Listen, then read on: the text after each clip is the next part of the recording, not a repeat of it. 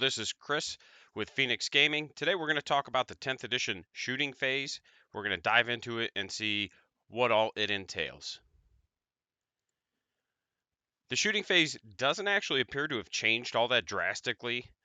Basically, all eligible units are able to be selected one at a time and you can shoot with them. Each unit may only be selected to shoot once per phase, and eligible units are units that did not advance and or did not fall back in the same turn. So it's pretty straightforward and pretty much the same as it is right now in 9th. You start by selecting your targets. You select targets for all of your unit's ranged attacks. Each gun must be completely fired at a single unit. So if you have a 4 attack weapon, all 4 of those attacks have to go towards a single unit. The target unit must be visible to the attacking model, so line of sight is still by model. They must be within range of the attacking model. So again, we are still by model. And this is all, again, pretty standard fare and how the game's interacted all throughout 8th and 9th. One model with multiple weapons may split their weapons between multiple targets. Again, we've seen this interaction before, so it's nothing new. And then split fire can also be by model, so you can have one whole model shoot at one unit and then a second model in your unit shoot at a second unit. And you can even split it even further by saying the weapon on this model shoots over here, the other weapon on this model shoots over there, and then split another weapon's fire. The main thing is that you just have to declare all of your attacks and targets before you roll any dice. So all of your attacks have to be pre-declared.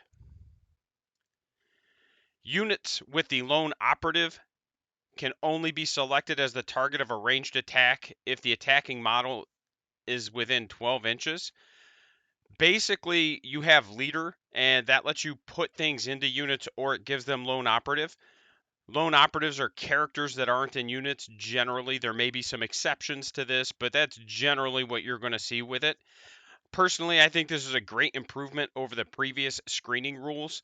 The previous screening rules could create some weird dynamics just because of how triangles work that could have a character out on an objective and then be screened by something behind a wall, and then because of positioning of different units, you wouldn't be able to shoot that character. And it really does kind of ruin that suspension of disbelief that you have when you play a game like this. So I see this as a really good improvement over the old screening rules. Couple that with the fact that some characters are going to be going into units, and that's going to be a good improvement. And my next video is actually going to just be over leaders and how they interact. I've had a couple people ask about it, so that's going to be the next video we work on anyway. So we'll go into depth on that. My thoughts on the shooting phase, basically not much has changed.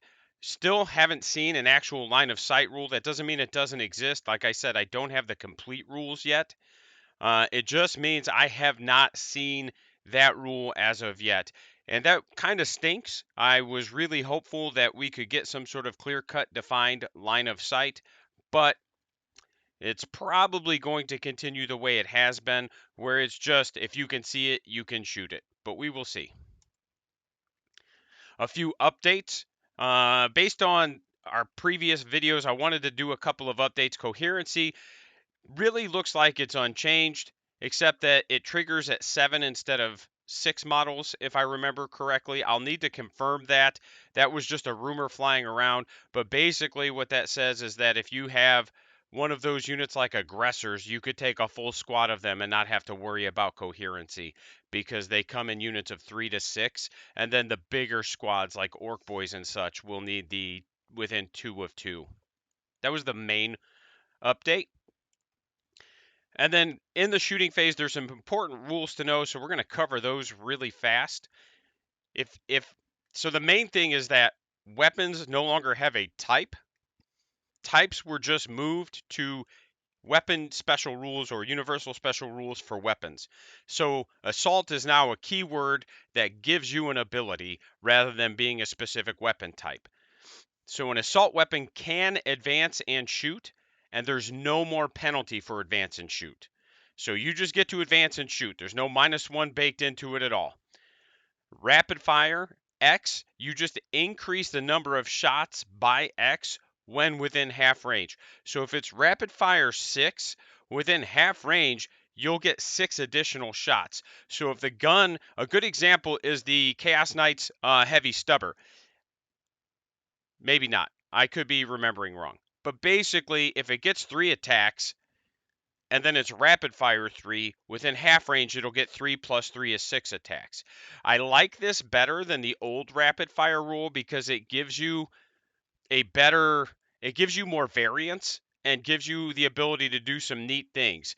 You know, you could have some sort of machine gun that only gets to make a singular attack at over half range, and that could represent its minimal accuracy once you get beyond its effective range. And then once you're within half range, you could make it one attack, but then rapid fire 4 so that you get to make 5 attacks. And that's to simulate that increased accuracy as you're able to tighten up your bursts by shooting them at a target that you can see more clearly. So I like that change. I think it's a good change.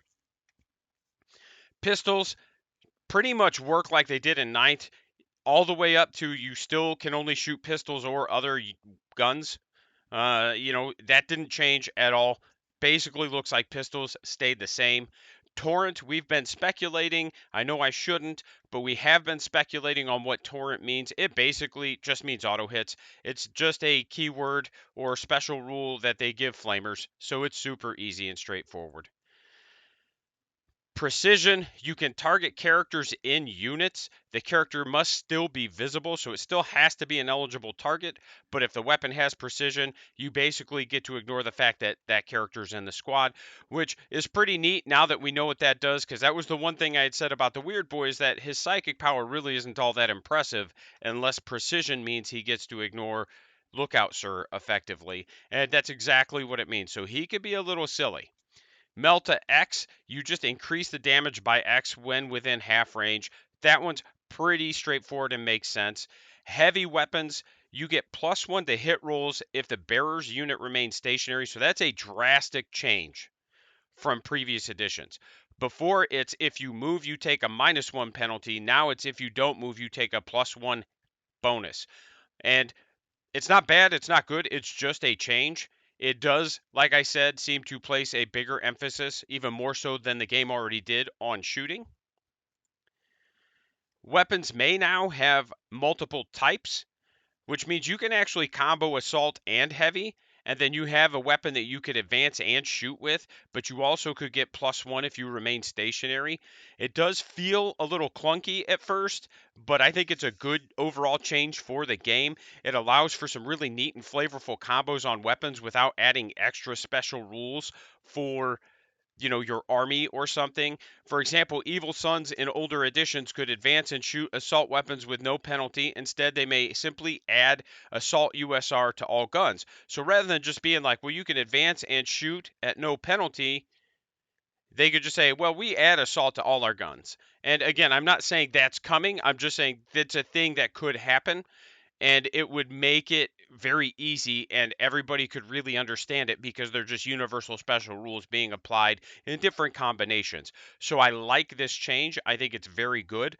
I do think, like I said, overall, it seems initially a little weird and clunky, but ultimately I think it's a fantastic change. If we look at the good, I think the shooting phase itself was in fine shape, and we don't need to fix it if it isn't broken, and the USRs make for very easy and quick rules referencing. Everything seems to be clearly written and well thought out. I will say it's not perfect. The USRs could ultimately end up making armies feel kind of samey. We could lose some of the variety or flavor that we had in 8th edition, and if you look at 8th edition, to ninth edition, it was kind of trending towards that USR kind of, that was the direction we were heading. And one of the complaints people had about ninth is that some of the armies felt a little samey, and we could kind of continue that trend if GW isn't careful to really plan out what they're doing to make each army feel different and flavorful. I think dropping penalties off from advance and shoot and giving bonuses to stationary and shoot for assault and heavy weapons, it does mean shooting is going to be that much more accurate, and that's not necessarily a bad thing. but it does place the shooting phase as the emphasis of the game, at least from my perspective and what I've seen so far.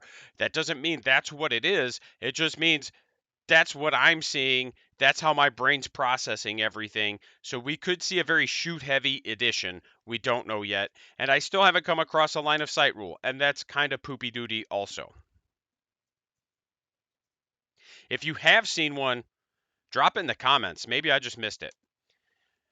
At the request of some viewers, I've waited till the end to show the announcements. Again, subscribe. I appreciate it. We hit 200. I did a post on that, got some shout outs. I really appreciate it. I did the giveaway at 200 instead of 300, but that's okay. Let's see if we can hit 300. It'd be pretty neat. I am still supporting Military Gaming Command, and I'm doing an Apocalypse game fundraiser on July 1st.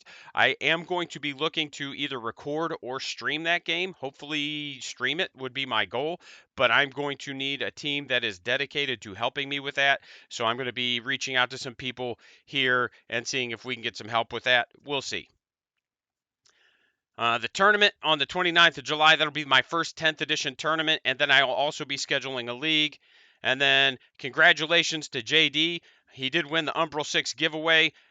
Big shout out to him. I appreciate all the support everybody's giving me. And then there's a link in the description. It's a side project I'm doing with my son. He wanted to do his own YouTube channel. I'm not going to let him do it by himself. I'm going to be doing it with him, and it's going to double as where I talk about my fitness stuff. So I'm moving that off of my channel and then consolidating it onto this side project with my son. If you're kind of curious to see what we get up to, feel free to click the link, throw a subscription. Doesn't matter. Just wanted to throw it out there. Big shout out to my immortals, Captain Too Tall, The Real Donnie G, and Lord Wellingstone. Support is always appreciated, fellas. You guys are great. And thanks for watching. Links on the screen, and there's going to be some in the description. Have a great day.